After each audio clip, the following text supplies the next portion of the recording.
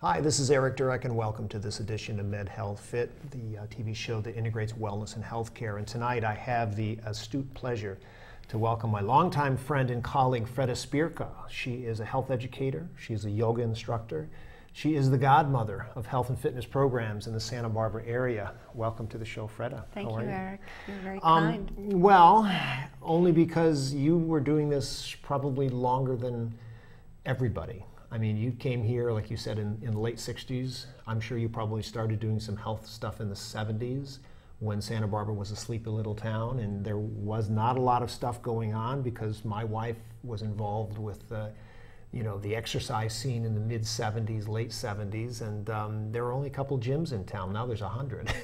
So it's interesting. But how long have you actually been in health education? I've been in health education probably 40 years now. Okay. 40 years or so. Before that, I was a dancer, and so I knew a lot about anatomy and physiology. And when I came to Santa Barbara, I decided I would go to nursing school.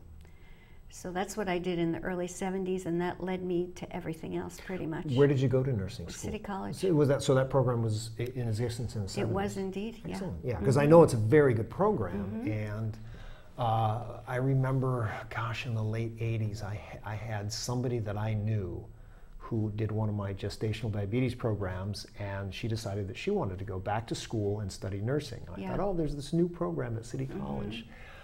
Is that something you kind of felt that you always wanted to do? No. I wanted a profession, and that would seem like the best thing at the time.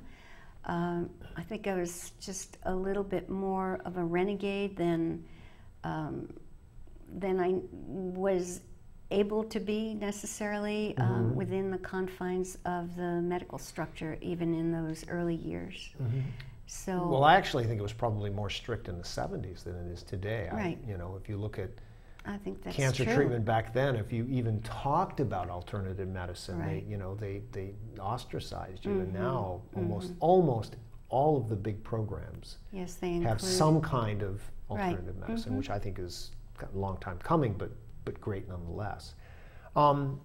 When I met you in the late 80s, when I was working at Sansom, you were involved with prenatal education. Right. And when I use the term the godmother of health, a lot of it was that you were the first person that sort of got into the whole prenatal things, education, exercise, range of motion, self-care, as it was just starting to become fashionable. Well, fashionable, but and profitable. Well, I don't know about profitably, but I just mean is that this is when the research first started coming out. Sure. We had a conversation before the show about this professor at Loma Linda who was doing animal research, and all of that stuff started coming out around the early to mid 1980s. Dr. Raul Artal and the textbooks and all of this stuff, but you were already doing it.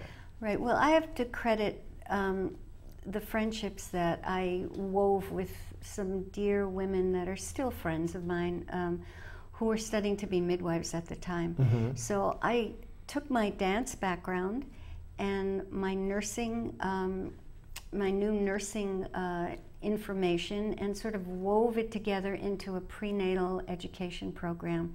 It was even earlier than the word yoga was bandied about.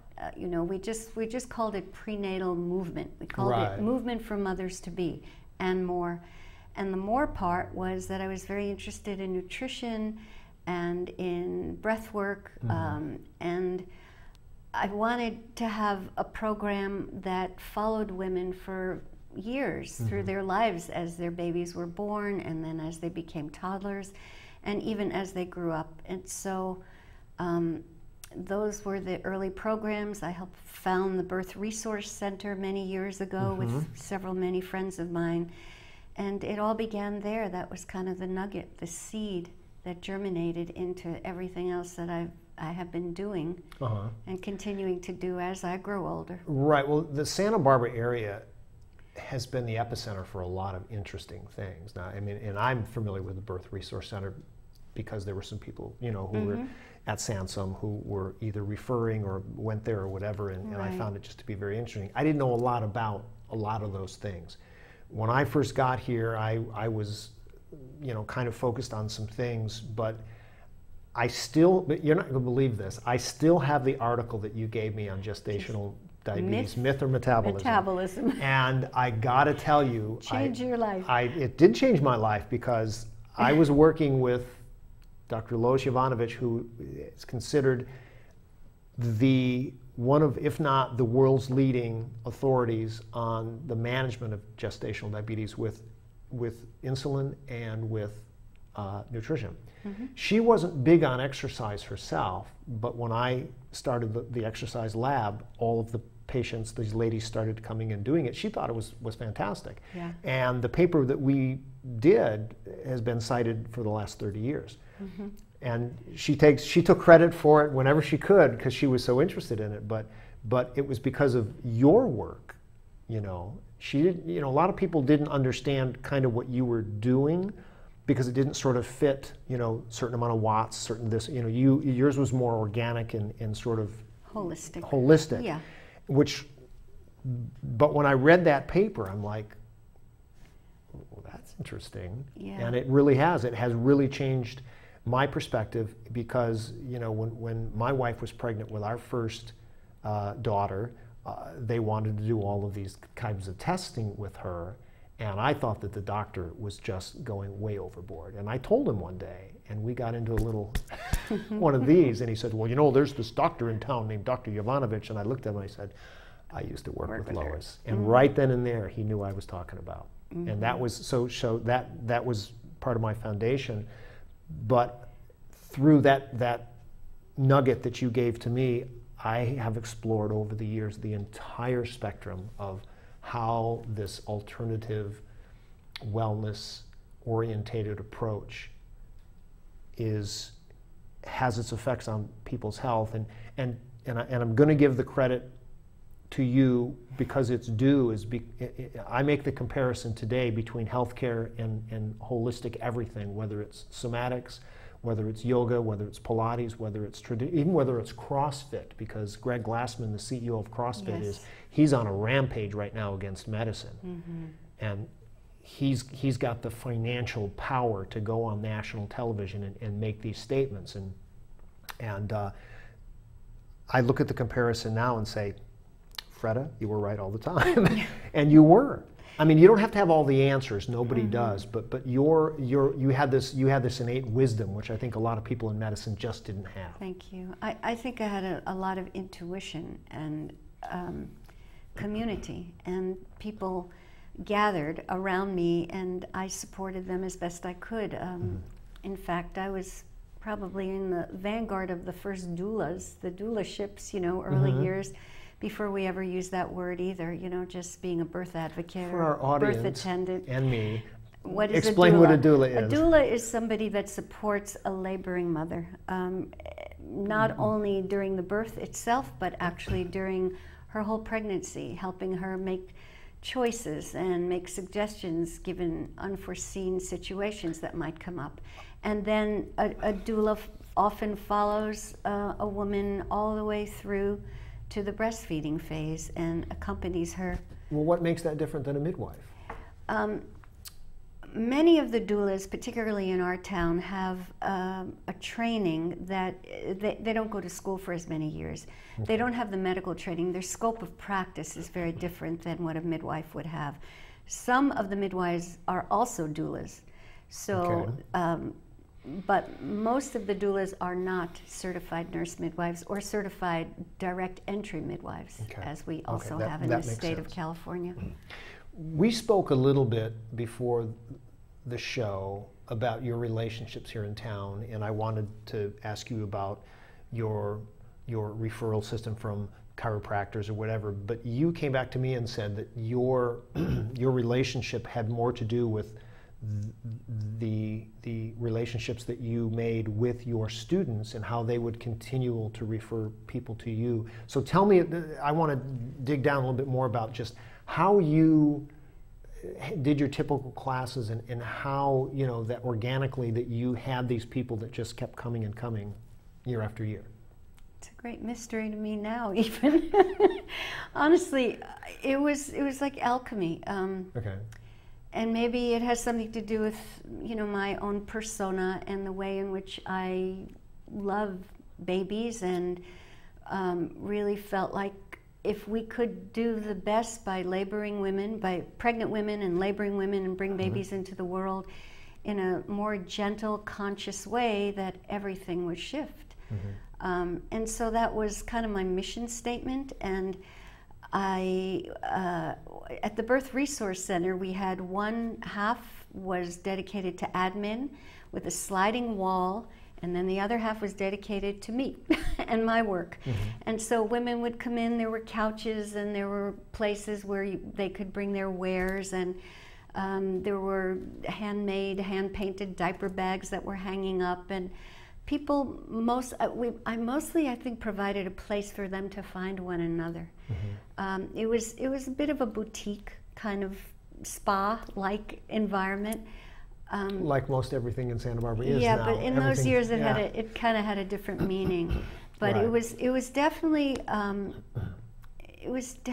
lifestyle in those years. Well, you know? and I think that it really was a level of avant-garde change and development and stuff that just wasn't happening. Like I say, when I first came here, there was Gold's Gym, and that was it. You can't do a birthing class in Gold's Gym. And I just tried to guide them, and honestly, everything I learned from the midwives, and then I studied on my own, seminars, symposiums, and other things that interested me and how I could support pregnant women. And so that's how it existed for many decades, until all those babies are grown up, and when they walk down the street now with their parents, they have their own babies. So yeah. Well, it's interesting because your daughter and my daughter are approximately the same age. And theoretically, they could both be moms at this stage in their life. I don't know. They could be. Yeah, but anyway, it's you know, I have a lot of friends of mine who are grandparents now, and the time just, as you know, the time just goes so fast. You and I had a professional relationship the first few years I was here, and then I left, went down south for a while, and came back, and we sort of intermittently got back in communication, but we've been in contact more recently because of you know, some stuff that we have talked about. And so that one of the conversations we had in front of a bank, I think you were talking about your own exercise program. Yes. Over the years, we all have sort of changed from that, you know, a little more hard-driven stuff in the 20s to do. What do you do now for yourself? I know you're teaching yoga at City College. You teach at other places in town as well. But when you're done with all that stuff, what do you do? I have my own yoga practice. I gratefully moved into a home with a bonus room, as we call it affectionately, and it really doubles beautifully as a yoga space. So I have a gentle practice, mostly restorative yoga.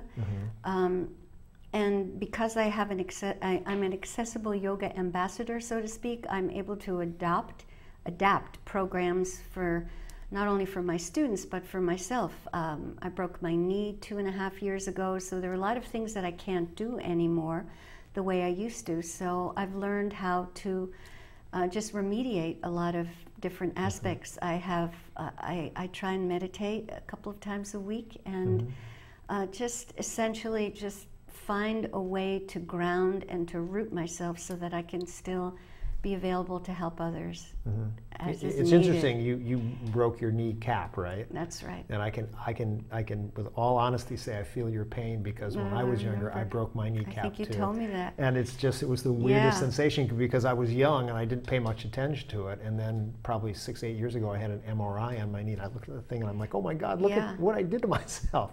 So, so you do gentle practice. Do you have a favorite teacher in town? Do you have some people that you collaborate with now?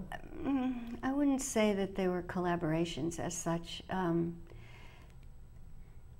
I enjoy going to Yoga Soup. I take workshops that appeal to me, and they're usually not the hardcore vinyasa flow anymore. I just try to acquaint myself with what's happening in the town in terms of the ways in which teachers are modifying and altering their intense programs to deal with different demographics. So, for example, as I have aged, I am now teaching people who are closer to my age.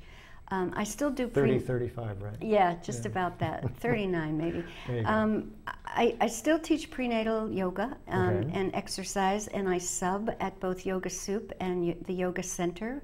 But I Where's don't. the yoga center at? Yoga Center's on Mitchell Terrena Street. Okay, yep. It's the oldest yoga studio in town.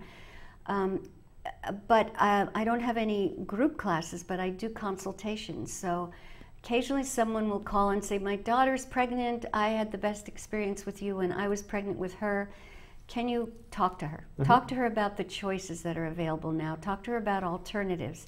Talk to her about nutrition. And so we'll just have private consults or, semi-privates, and that's how I work with the pregnant population nowadays.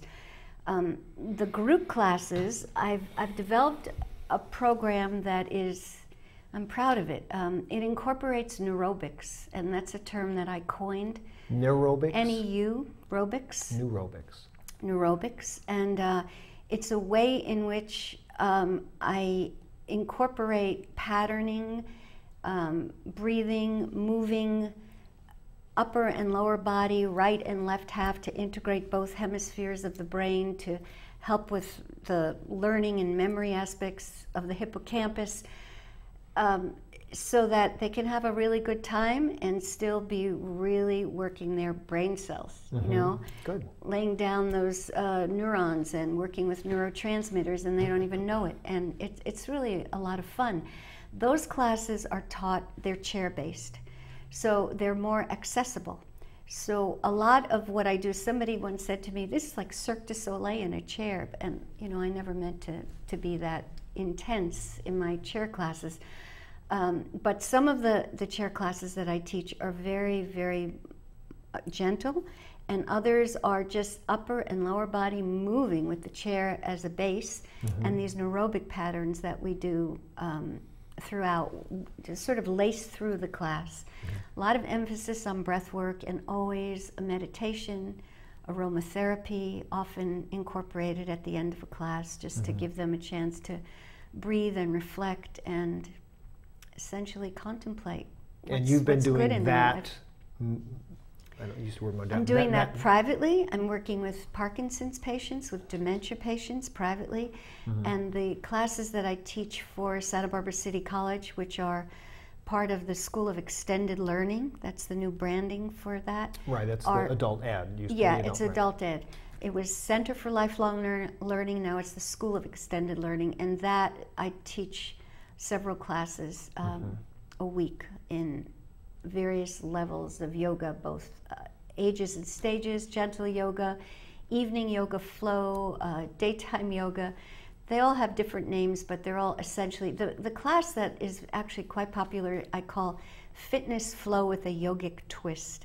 And it's midweek, and so it's a little more athletic. It requires a little bit more concentration on dance and athleticism, but it has that lovely yogic flow and always ends with a nice deep meditation as well. Excellent, excellent. So City College. City College. Privately, and subbing summits. at the studios, some subbing. Always looking for new clients for rehab. Working with some of the home care services now. I have one wonderful student that is almost 95 years old. And she's been in my classes for many years, and she's had a difficult time lately, and we have been working one-on-one in her home. I've been helping her use adaptive methods, you're holding on to her kitchen sink like a ballet bar, and just working with breath when she's not able to to modify different breathing patterns so that it can help her to de-stress, to calm her mind, and to help her to sleep when she's going to bed. Well, and so important that and we actually have a note here called on self-care, Yeah. and that we'll talk about that a little bit more Yeah. in a second here. But you know, when, you know, like I say, when I'm looking at what people could be doing over their lifetime, and you had mentioned breathing and sort of self-reflection and calming. And Yeah. when De-stressing. right, and I did that And with my stretching. cancer program when I started working at the Santa Barbara Athletic Club, and I actually had that de-stressing, relaxation, breathing, movement component at the end. They did the weights, they did the aerobics, but I thought it was important for that group of people, and I think it's even more important now as you know, as the older population is needing more of this self-care and exercise and wellness and well-being True. type programs. Honestly, because what I see is that a lifetime of bad habits eventually catches up with them. And so they don't associate what they've eaten over their decades with how they're feeling and what sort of things present themselves. And I think that's unfortunate. And not everybody is open to learning about different avenues of nutrition that might help them. But those that are have some really good results. Yes. Really yes, good yes, results. Yes. Well, I mean, interesting, my perspective now, after looking back after 35 years, and I look at friends of mine who were long distance runners in high school and football players in high school, and now in their mid to late 50s, they've had a knee replacement or a hip replacement. And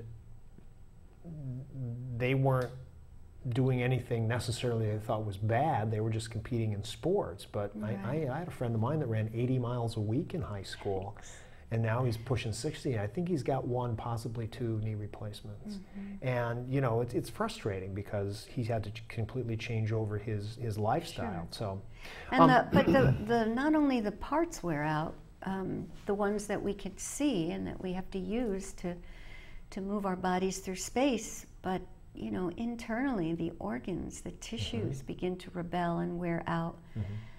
And that's where so many of these intractable issues come up for people. well, and I'm sure that from a nutrition standpoint, which I don't have any questions on tonight, that could be an entirely different discussion based on some things that I'm learning about as well. How much longer do you plan on doing this? Do you see yourselves continue just to teach this as long as you feel like you can, right? As long as I can, yes. So you're one of those high-powered executives who will never retire. Well, I don't know how high power I am, but I need to work because teaching actually feeds my interests and my soul as well. I enjoy it, and I feel like I have enough students that can demo for me if need be. If I have to lay back a little bit, and that way I get to do more adjustments and modifications on my students, especially in the group classes, and they appreciate that. So I feel now I could just keep going. Good. Because I And know I that hope I'll be able when I did see you when you had the knee injury, that was a rough patch. That was there's so a- rough. Yeah, I was away from teaching for 6 months, and then I sort of eased back into it by sitting on my couch and having one of my students come and be a demo person to see whether I could still teach, because I just felt demoralized and felt like it's I've tough. lost something that's so much a part of me. But it came back, and I'm pretty involved in it at the moment. One of the questions that I had here, you know, is are you doing any mentoring for new teachers? And you talked a little bit about some of the work you've done in the Tri-Counties. Past, So yeah.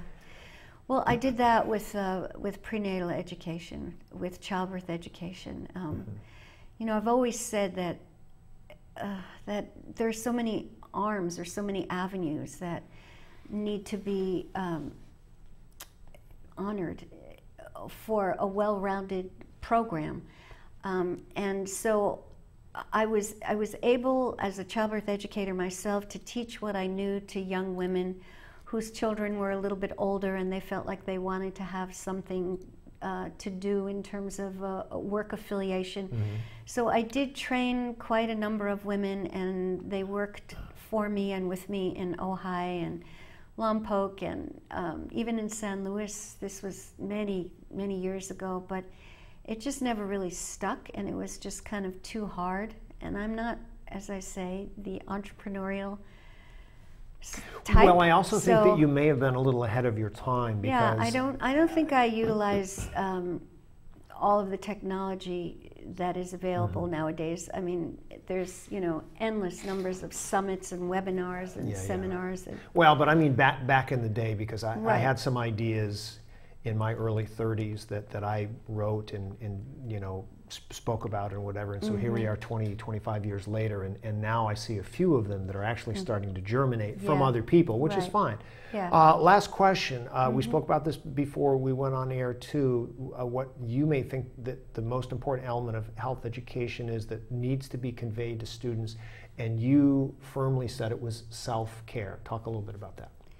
Self-care means so many things. It means, particularly for people who are caregivers themselves, caring for an aging parent or for a child that has a disability, for example, people really need to realize that in order for them to be present for somebody else, they have to learn how to be present for themselves. And so self-care is exactly what we've already spoken of. It's slowing down, taking time to walk on the beach, finding ways to nourish themselves that feel hearty and healthy, working with contemplation, meditation, CDs, tapes, and essentially just having a nice warm bath with a few candles around the edges of the tub, and recognizing that that one deserves to be cared for, and if by themselves, you know, you have to do it for yourself. Self-care, self-love, very important. And I think that a lot of people really have a tendency to push that to the side. You know, I just got my workout in, or I got to stay up all night, or I've got projects to do, or whatever, and they don't really think about the element of, I got to just not do this. Right, I got to unplug. Right, and it's really kind of becoming a bigger part of the health and fitness world is your recovery. Recovery is like a big deal these days, and it's like, you know, something you thought about, you know, many years ago. It's that this is the most important thing. It doesn't matter how old or young you are. Everyone has different recovery needs, and I think if you could combine it and stop saying recovery, because it sounds like, you know, the end of football practice, but you know, the whole self-care thing you say can encompass a lot of different things. So, and since we only have a couple seconds left, what I want to say is that your information has been on the screen. So if anyone wants to contact you for classes or private work, they can do so with the email and the phone that's on the screen. This is Eric Durak for MedHealth Fit, and thank you very much, Fredda Spirka, one of Santa Barbara's longest running health educators. Great to have you on the show. We may do the nutrition portion later on. Eric Durak, thanks for watching.